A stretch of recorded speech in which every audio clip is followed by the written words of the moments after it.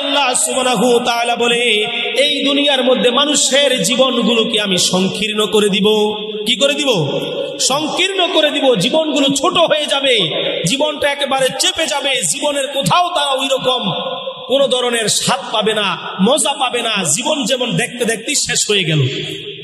মানুষগুলো মাঝে মাঝে বলে, আমরা প্রায় সময় বলি, কিরে এই তো সেই দিন ছোট ছিলাম, একসঙ্গে প্রাইমারি স্কুলে গেলাম, একসঙ্গে হাই স্কুলে গেলাম, একসঙ্গে ভার্সিটিতে পড়ালেখা করলাম, কি হলো কিভাবে সময়গুলো চলে গেল। ওই দিন হলো মাস্টার শেষ করলাম, আজকেই চুলদারি পেকে বৃদ্ধ হয়ে গেছি। এইরকম কথা আমরা বলি কিনা? এরকম কথা বলি কিনা যে কিরে মাত্র ওই দিন দেখলাম, এখনই বয়সটা কি হয়ে গেল।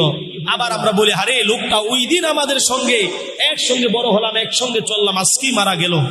আল্লাহ তাআলা জীবনগুলোকে সংকীর্ণ করে দেয়, জীবনকে ছোট করে দেয়।